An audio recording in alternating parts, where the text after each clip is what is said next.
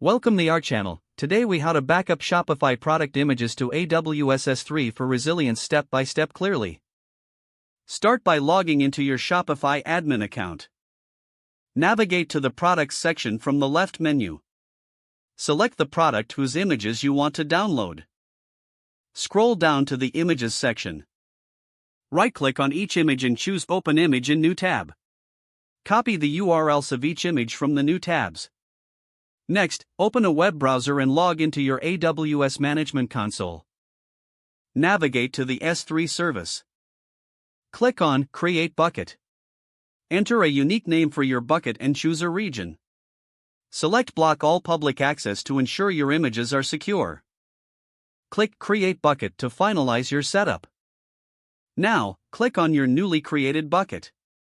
Click on Upload to begin adding files.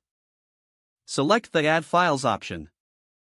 Paste the image URLs you copied from Shopify into your file manager by downloading them to your local machine first.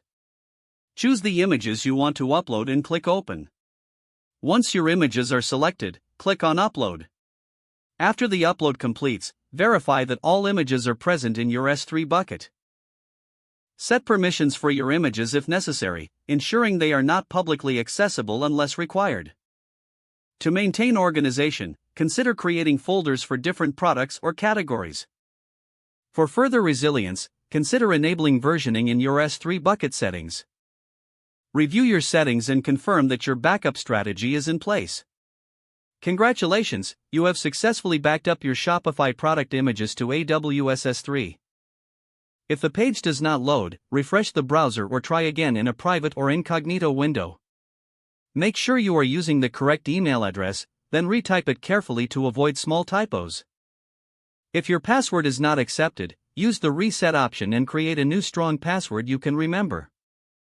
Check your spam folder for verification or security emails, then complete any requested confirmation steps.